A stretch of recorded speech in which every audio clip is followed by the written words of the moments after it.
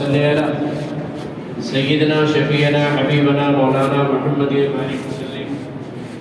صلاۃ و سلام علیک یا رسول اللہ صلی اللہ تعالی علیہ وسلم۔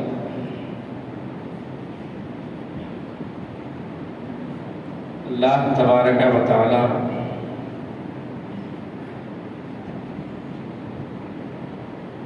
کا کروڑوں احسان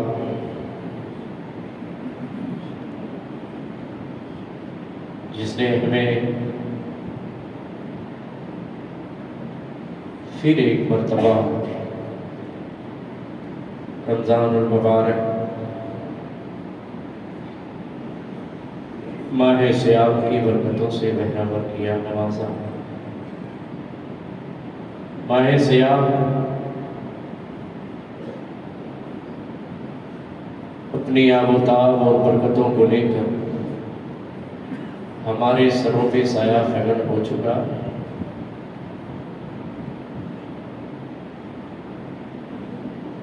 بڑا ہی عظیم اور مقدس بابرکت مہینہ،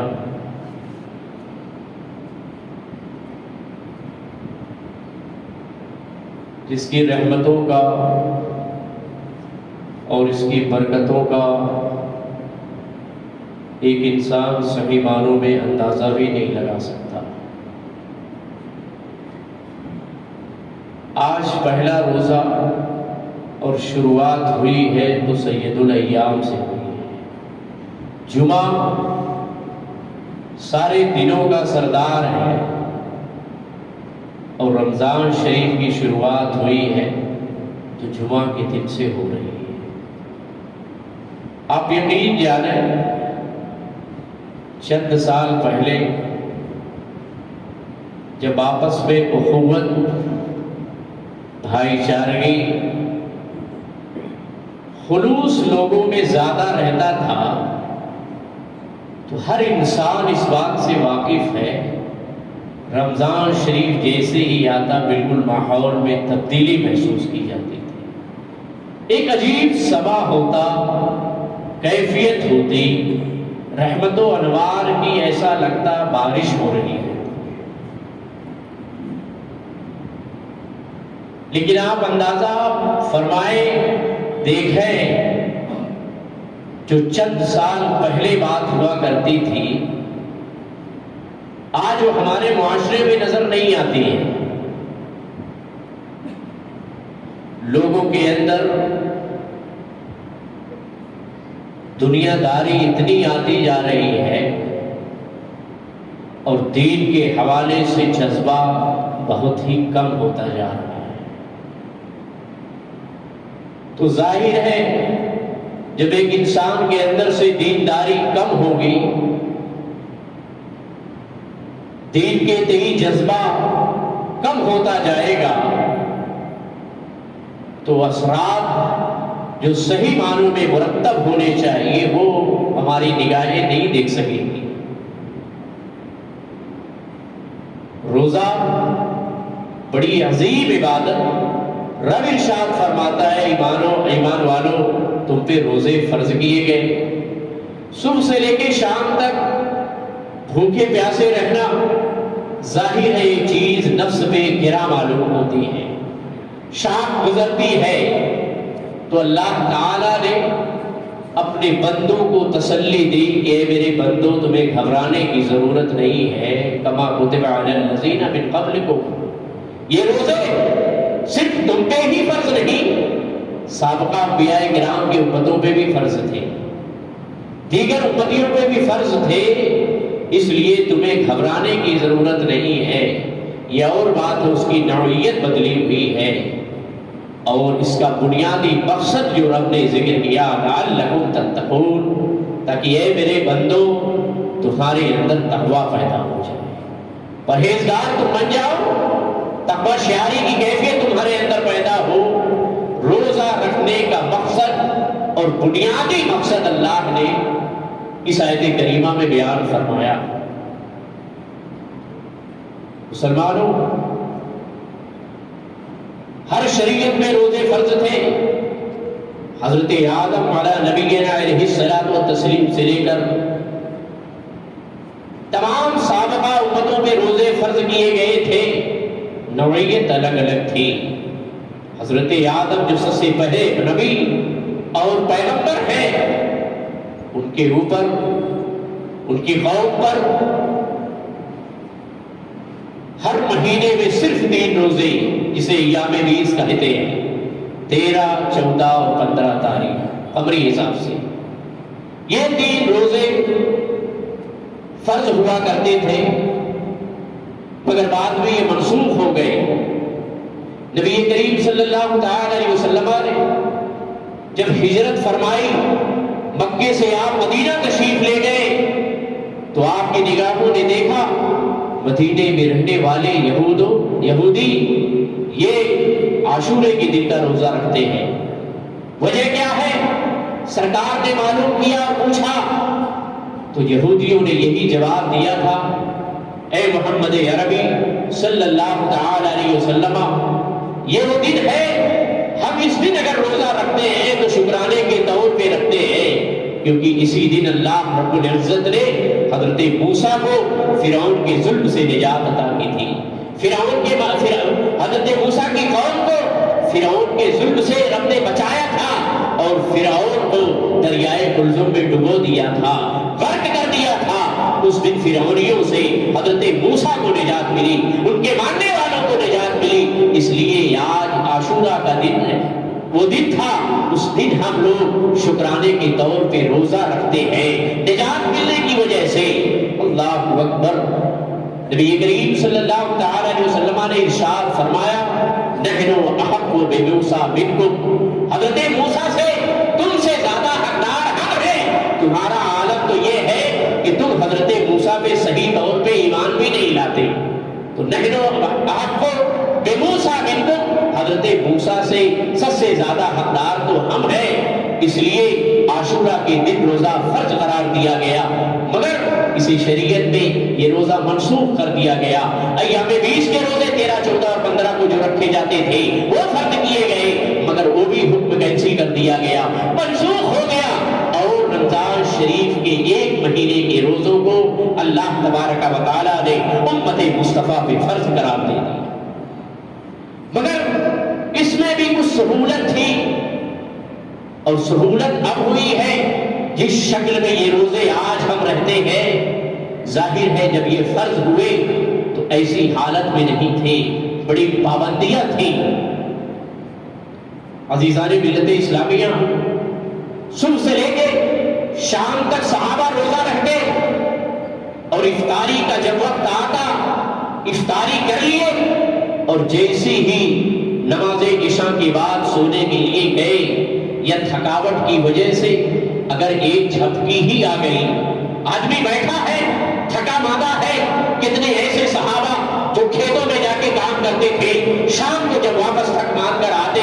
کھانا کھاتے، افطار کرتے، کبھی کبھی افطاری سے پہلے ان کی نیند آ جاتی، اگر ایک جھپکی آ گئی تو سونے کے بعد فوراً جیسے ہی نیند شروع ہوئی آپ کا روزہ شروع ہو جاتا تھا، فوراً دوسرا روزہ شروع ہو جاتا تھا، اگرچہ آپ نے کچھ کھایا نہیں، افطار کے نام پہ کچھ پیا نہیں ہے، کچھ نہیں کھایا ہے، لیکن نیند آ گئی تو روزہ وہیں سے شروع ہو جاتا تھا۔ صبح صادق تک روزہ رہنا ہے، صبح صادق سے لے کے پھر غروب آفتاب تک روزہ رہنا ہے۔ ظاہر ہے وہ عرب کا موسم، اتنی تپش موسم کے اندر اتنی شدت اور حرارت ہوتی تھی، اور کتنے صحابہ جا کے کھیتوں میں کام کرتے تھے، تھکے ماندے آتے، اگر افطاری نہیں کیا اور ایسی ہی حالت میں نیند آ گئی تو دوسرا روزہ وہیں سے ان کا اسٹارٹ ہو جاتا تھا۔ مگر حضرت سرما کے صدقے میں اللہ تعالیٰ نے امت محمدیہ سے یہ پابندی بھی ختم کر دی، یہ پابندی کو بھی ہٹا دیا، سہولت عطا فرما دی۔ یہ حضرت سرما یہ وہی صحابی ہیں، کسان صحابی ہیں،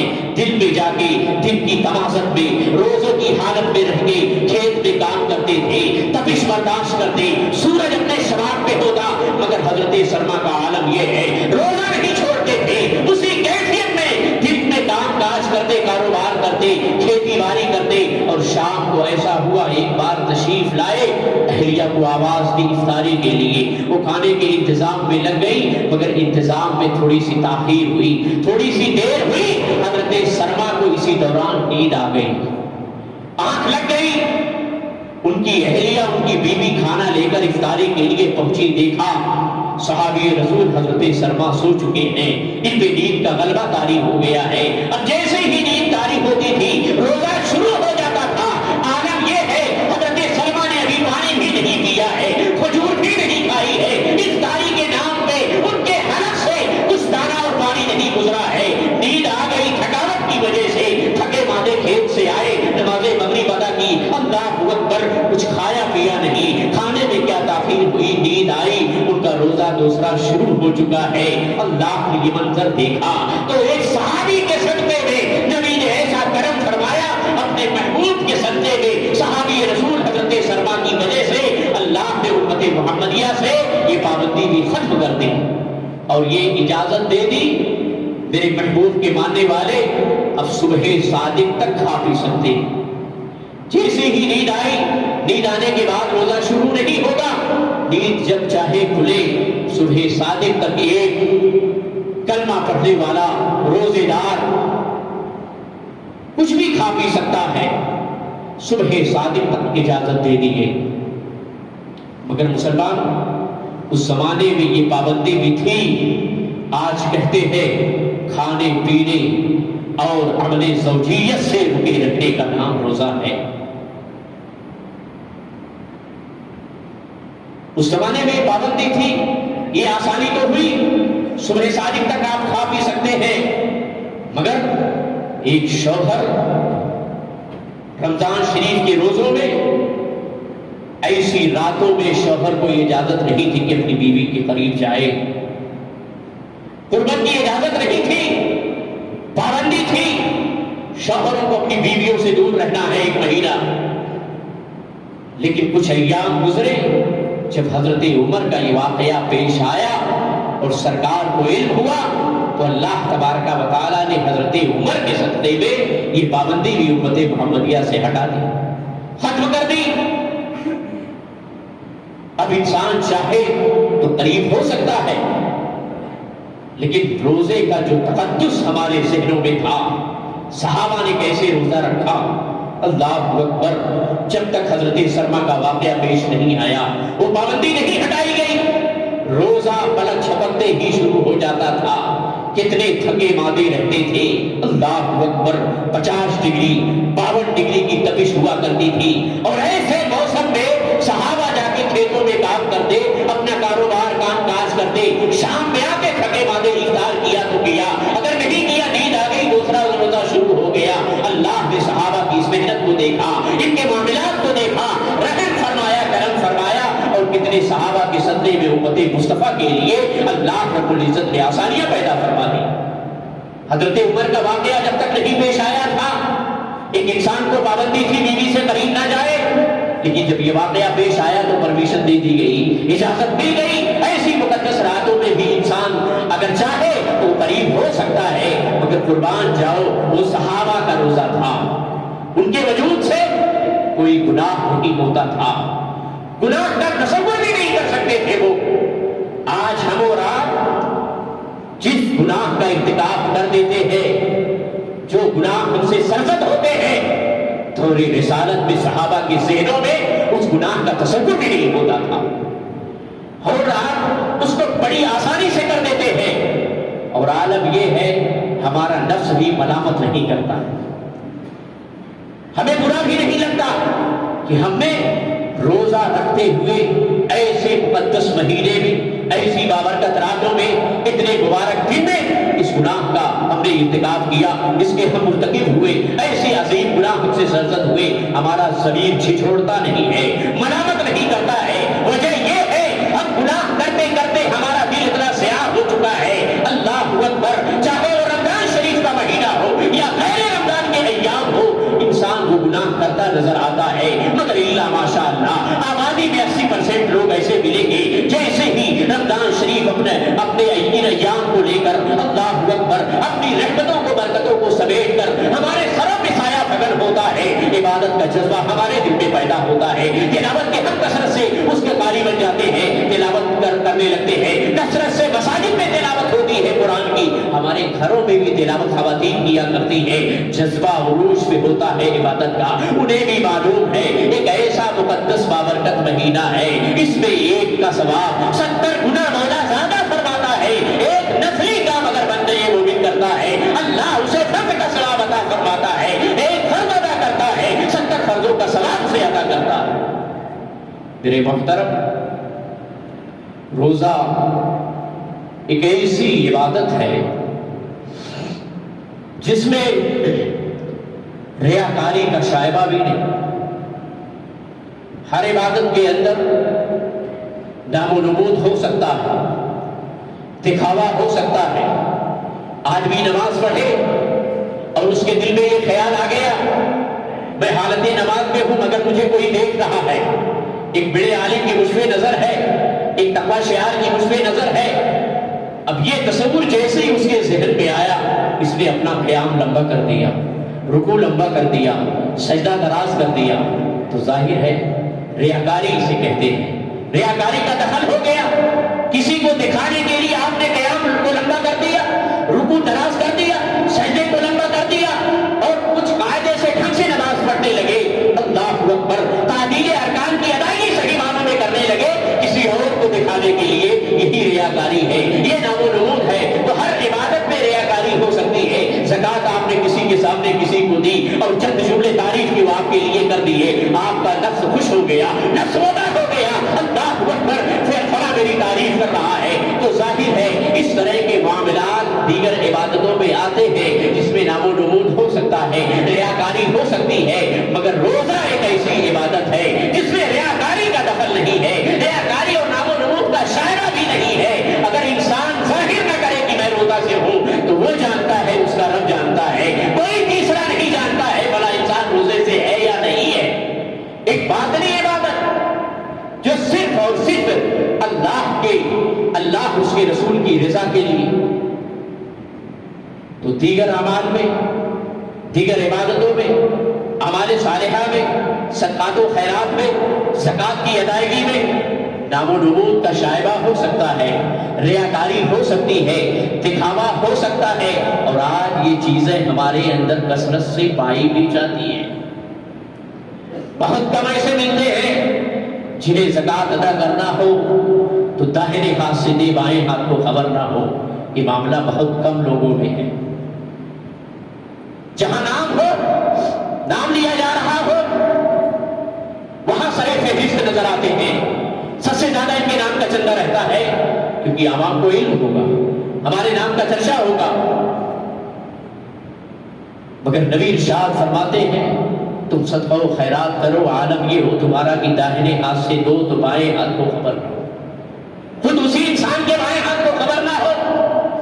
مطلب یہ ہے اتنا چھپا کر دیا جائے کہ ریاکاری کا اس میں دخل بھی نہ ہو۔ جب تمہارے صدقات و خیرات رب کی بارگاہ میں قبول ہوں گے، مگر حالات اتنی تیزی سے بدلتے جا رہے ہیں، لوگوں کی ذہنیت بدلتی جا رہی ہے، فطرت بدلتی جا رہی ہے، ہر چیز میں شوہرتی آ گئی ہے، دکھاوا، ریاکاری ہر چیز میں۔ مگر کچھ ایسے آپ کو ملیں گے جو زکوٰۃ دیتے ہیں، باپ دے رہا ہے تو بیٹے کو خبر نہیں ہے، بیٹا اگر صدقات و خیرات کر رہا ہے تو اس کے حقیقی باپ کو خبر نہیں۔ یہ عالم ہونا چاہیے۔ اگر راہ خدا میں ہم اپنی حلال کمائی کا پیسہ خرچ کر رہے ہیں تو ہمارے گھر کے افراد کو خبر نہ ہو۔ ایسے اعمال رب کی بارگاہ میں قبول ہوتے ہیں، اور روزہ ویسی عظیم عبادت کہ اس میں خلوص بہت زیادہ پایا جاتا ہے، اور جس عبادت کے اندر اخلاص زیادہ ہو رب کی بارگاہ میں وہی عبادتیں مقبول ہوا کرتی ہیں۔ اس لیے حدیث قدسی اللہ اکبر، نبی ارشاد فرماتے ہیں الصوم لی وانا اجزی بہ۔ یہ حدیث قدسی کا مفہوم رب فرماتا ہے روزہ بندہ میرے لیے رکھا، وانا اجزی بہ، اور میں خود اس کی جزا دوں گا۔ اپنے بندوں کو جزا دینے والا میں ہوں، کیونکہ روزہ میرے لیے اس نے رکھا ہے تو میں اپنے بندے کو جزا خود دوں گا۔ عزیزان ملت اسلامیہ، کل بروز محشر ایک بندہ آئے گا، بہت سارے اعمال اس کے اچھے ہوں گے مگر گناہوں کا ارتکاب، حقوق العباد میں گرفتار ہوگا۔ آپ نے روایتیں بارہا سنی ہے، ایسا بندہ جو حقوق العبد میں گرفتار، حقوق العباد میں دنیا میں رہتے ہوئے لوگوں کا مال غصب کیا، فراڈ کیا، اس کی جائیداد چھینی، اللہ اکبر، اس کا حق مارا، اس کا حق مارا، مگر بروز محشر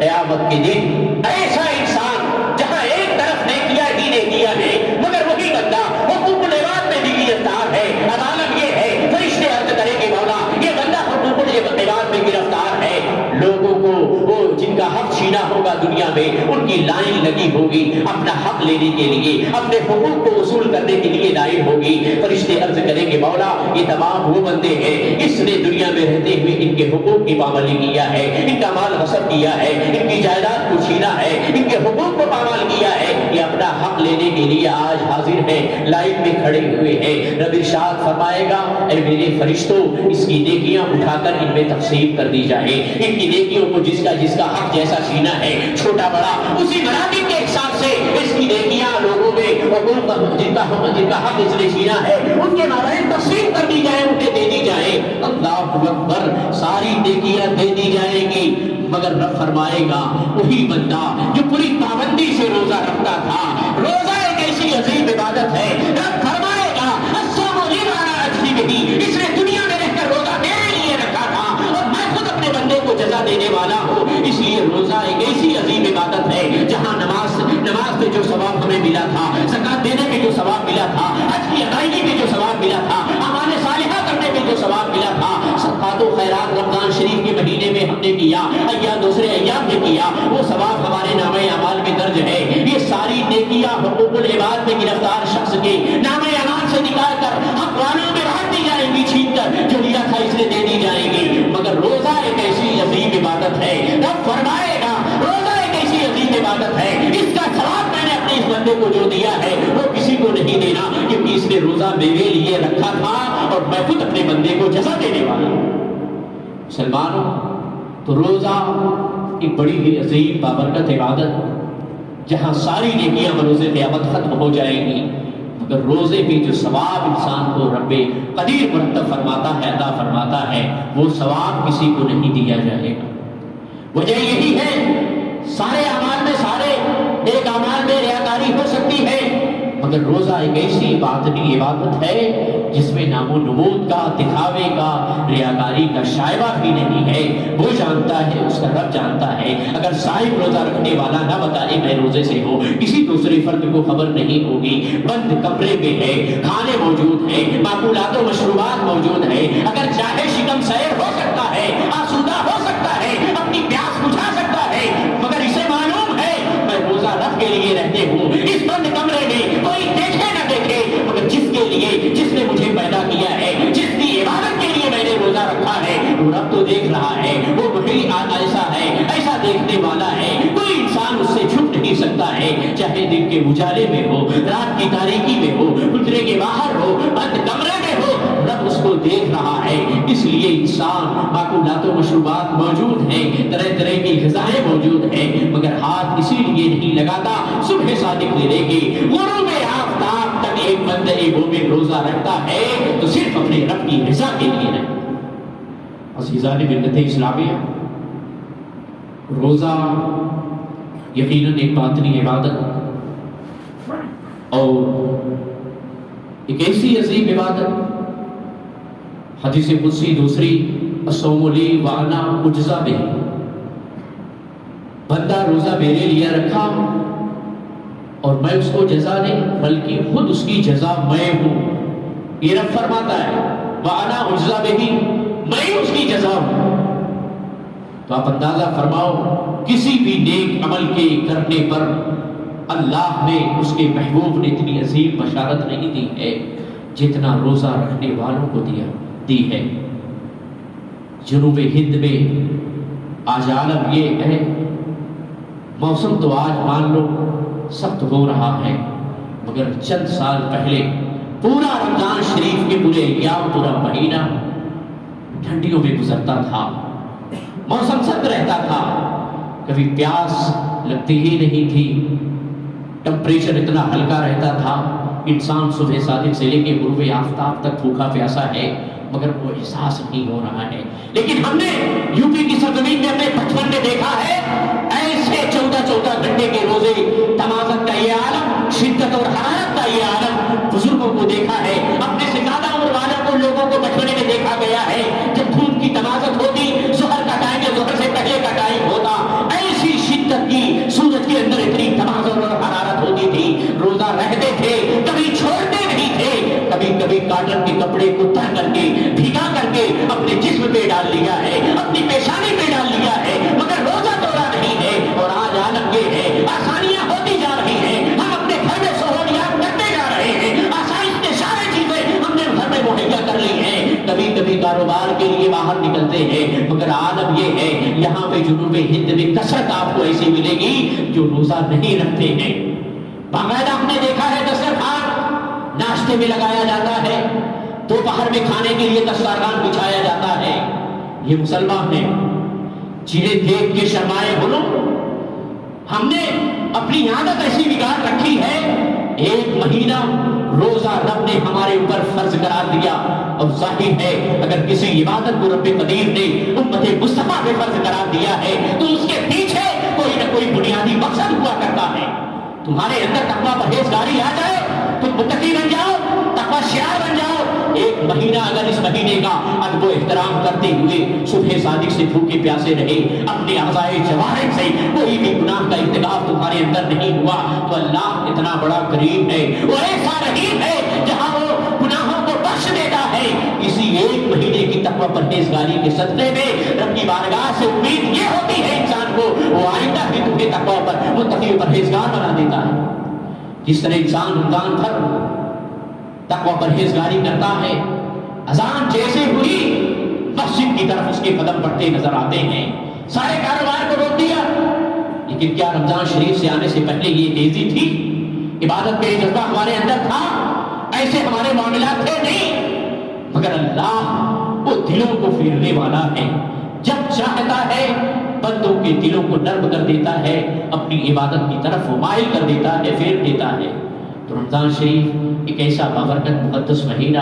جہاں سارے لوگ عبادت کرتے ہیں، روزہ رکھتے ہیں، مگر ان احباب کو اور ان لوگوں کو دیکھ کر جو شیخ فانی کی منزل میں نہیں پہنچے ہیں، کوئی مضر شرعی موجود نہیں ہے، کوئی بیماری ہے ہی نہیں ہے، صحت مند ہے، توانا ہے، آنکھیں کام کر رہی ہیں، دماغ صحیح سالم ہے، اعضائے جوارح صحیح سالم میں کام کر رہے ہیں، مگر جب روزے کی بات آتی ہے تو ہم دوا کھاتے ہیں، یہ بیماری ہے، وہ بیماری ہے، ہم دوا لے رہے ہیں، ٹائم پہ دوا نہیں لیں گے مزید مرض میں شدت ہوگی، اضافہ ہو جائے گا۔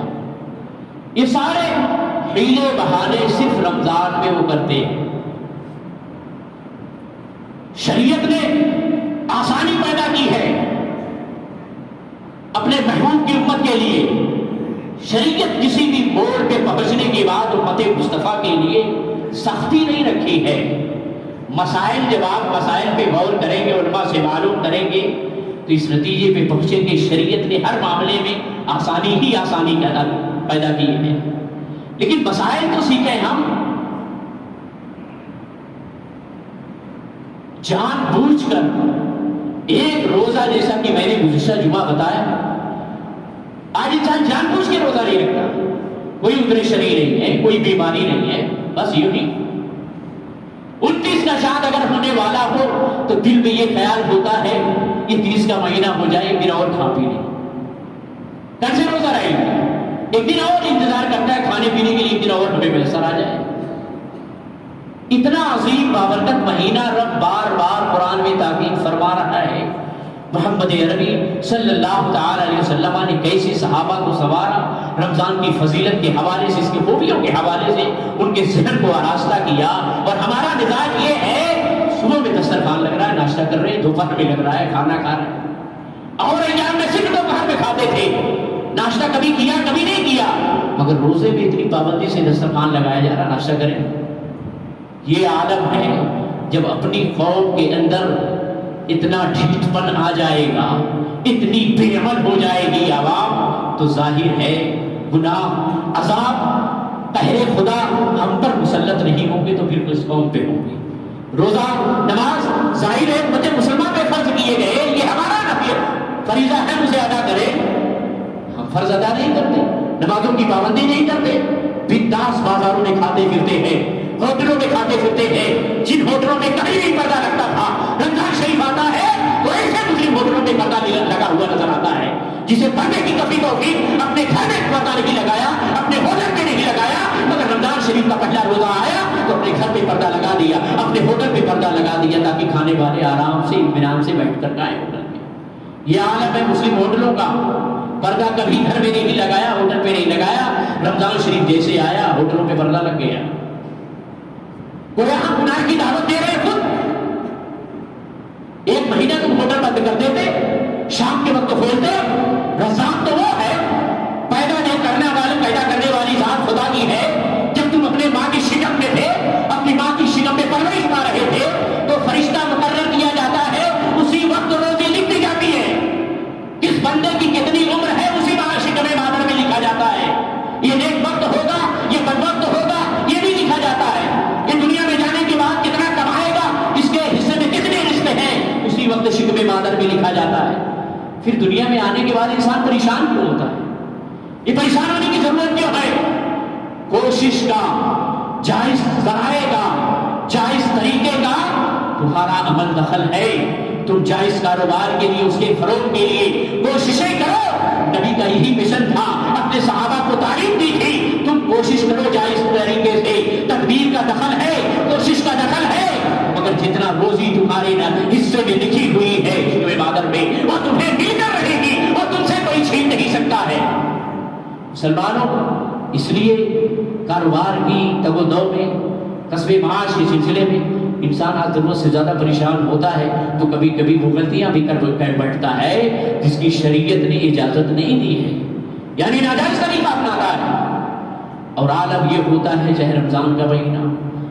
یا غیر رمضان کا مہینہ ہو، اس کا دل بھی جھجھوڑتا نہیں، برانگیختہ نہیں کرتا، ملامت نہیں کرتا۔ مسلمانوں، اس لیے آج ضرورت اس بات کی انسان اپنے اعمال کو صحیح کرے۔ رمضان شریف کا ایک بابرکت مہینہ ہمیں ملا ہے، رب کا لاکھ لاکھ کروڑوں شکر و احسان ہے اس کا، ہم اس کے مشکور بندے بننے کی کوشش کریں۔ جتنی نعمتوں سے ہمیں نوازا ہے ان نعمتوں کا ہم رمضان اور دیگر ایام میں اپنے خالق و مالک کا شکر ادا کرتے رہیں۔ جب بندہ شکر ادا کرتا رہتا ہے تو رب کی رحمت کب جوش میں آ جائے، کب اپنے بندے کو بھرپور نواز دے، کچھ نہیں کہا جا سکتا۔ اسی لیے حالات نے دیکھا ہے، تجربہ ہے نگاہوں کا، یہ مشاہدہ ہے جو 1 سال پہلے غربت و افلاس کی زندگی گزارتا تھا، راتوں رات دیکھتے ہی دیکھتے مالدار کیسے ہو گیا، صاحب ثروت کیسے ہو گیا۔ وہ رزاق ہے، وہ جب چاہے جسے چاہے جتنا چاہے نواز دے، کوئی نہیں اس کی دولت کو چھین سکتا ہے۔ لیکن ہمارے اعمال، ہمارے کردار تو ایسے ہونے چاہیے، اس کی بارگاہ میں، بارگاہ سندیت میں پسند آنے چاہیے، اس کی رضا والے ہونے چاہیے۔ اس لیے مسلمانوں، رمضان شریف کا مہینہ پوری آب و تاب اور اپنی رحمتوں کو سمیٹ کر، برکتوں کو لے کر آج امت مصطفیٰ پہ سایہ فکن ہو چکا ہے۔ ہم اس مہینے کا ادب و احترام بھی کریں، اس کے روزے کو بھی رکھیں، کوئی بھی روزہ بلا عذر شرعی ہم سے چھوٹنے نہ پائے، اور اس ارادے کے ساتھ ہم رہیں کہ اللہ تعالی ہمارے ان روزوں کو شفیع قبولیت عطا فرمائے۔ ایک فرض فریضے کی ادائیگی کے طور پہ نہیں، رب کی رضا کے لیے عبادت کرو۔ نماز پڑھو تو جنت کے حصول کے لیے نہیں، جہنم سے نجات کے لیے نہیں۔ روزہ رکھے جائے تو رب کی رضا کے لیے، جنت پانے کے لیے نہیں۔ اگر رب راضی ہو گیا تو جنت میں بھیجے گا ہی آپ کو، لیکن جنت کے حصول کے لیے، جہنم کے ڈر سے، جہنم سے بچنے کے لیے عبادتیں نہ کی جائیں بلکہ اللہ اور اس کے رسول کی رضا کی خاطر کی جائے۔ جب یہ مزاج ہوگا امت مسلمہ کا تو آپ یقین جانو رحمتیں، برکتیں جھماجھم برسات ہوگی پوری آبادی پہ، پوری قوم پہ، اور ہر انسان اسے بخوبی محسوس کرتا ہوا نظر آئے گا۔ اللہ تبارک و تعالی ہم سب کو صحیح معنوں میں روزے کی ادائیگی کی توفیق عطا فرمائے، عبادت کرنے کی توفیق عطا فرمائے، اور رمضان شریف کے مہینے میں کثرت سے تلاوت قرآن کا ہمیں مولا اپنے محبوب کے صدقے میں قاری بنائے۔ وآخر دعوانا ان الحمد للہ رب العالمین۔